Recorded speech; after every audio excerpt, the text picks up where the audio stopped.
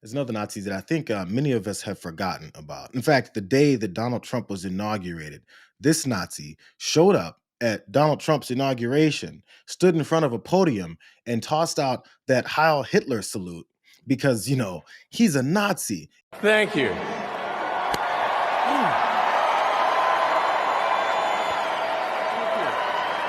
My heart goes out to you. And everyone decided to, again, debate about what we no longer need to debate. He told you who he is. We've seen his history. We've seen his family history. But this guy who came in and invaded our entire government system is now trying to incite more violence. And you won't be surprised the kind of violence that he wants to incite.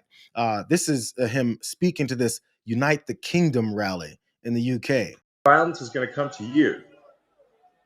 You will have no choice. You're in a fundamental situation here where whether you choose violence or not, violence is coming to you. You either fight back or you die. You either fight back or you die. And that's the truth. Today, Elon, I think the British public are telling the world that they're ready to fight back. Good. Yes. Come on, Great Britain.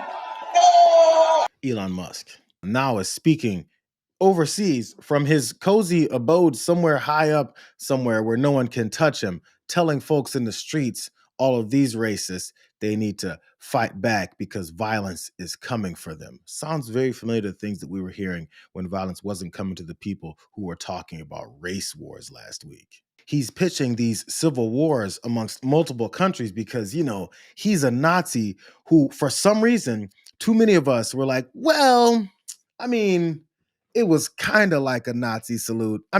It wasn't like he was really threw his whole heart and soul into that. Or it's maybe not like it also happens not only in Britain, but also right in Huntington Beach, California. Man, fight back! White man, fight back! White man, fight back! White man, fight back! White man, fight back! White man, fight back! White man, fight back! White man, fight back! Stop having discussions with people that are talking about where the bullets are coming from. Stop having discussions with people that say, it's both sidesing it. Stop having conversations with people that tell you when you identify someone as a Nazi that you're inciting violence. Stop doing it because we see the objective, whether the truth is in their face or not, whether they've had a chance to see what the reality is. The bottom line is they want to fight. And if nobody's there to fight them, they're going to go and attack you. It wasn't just when Donald Trump came into office this time that I've been talking about the disproportionate kinds of right-wing, white supremacist, homegrown domestic terror violence that has been upon our country. I cited that years ago. I cited that during Trump's first term when he denied it, when he suppressed those numbers, when he said those are fake news.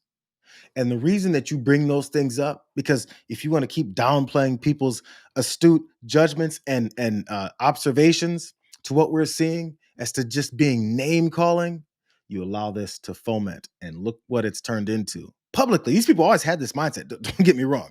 They were always there. And many of us knew they were always there. The difference now is they have this confidence to be like, my president said, we get to go back to being this white supremacist, openly white supremacist country. And bro, we're here. America is so back. I opted to not talk about one murder last week and decided to talk about another shooting that happened in Colorado. And we ignored this other story of this other shooter, in case you guys hadn't heard. The Anti-Defamation League, in its Center on Extremism, has uncovered that the 16-year-old shooter spent substantial time online at sites featuring extremist ideologies and violent, gory content. And they believe he adopted extremist views himself. A handgun and bullets. This was an image, says the ADL, posted on an X or Twitter account belonging to the Evergreen High School shooter the morning of the attack. The ADL's research of his accounts show Desmond Holley developed a deep fascination with mass shooters, expressed neo-Nazi views, and frequented a site featuring violent, gory images. It's almost like we should pay attention to the folks who keep killing people. So again, that was the 16-year-old shooter from that high school in Colorado that happened on the same day that people were chanting civil war and were coming for the black folks. The reasons that HBCUs had to shut down for the rest of the week under threat of violence, as people who are homegrown terrorists like that continue to pop up. As we keep talking about how the bullets are coming from both directions, stop having those arguments with those people. What they're telling you is they want you dead and they don't care, that they're jazzed by this new possibility. This is what they wanted. They're happy that it happened. Look at how quickly Donald Trump was at Yankees games dancing. Look, when they asked him questions about how sad he is, he went, "Well, we have a great rose garden that's being built. It's going to be wonderful. The ballroom is well on its way."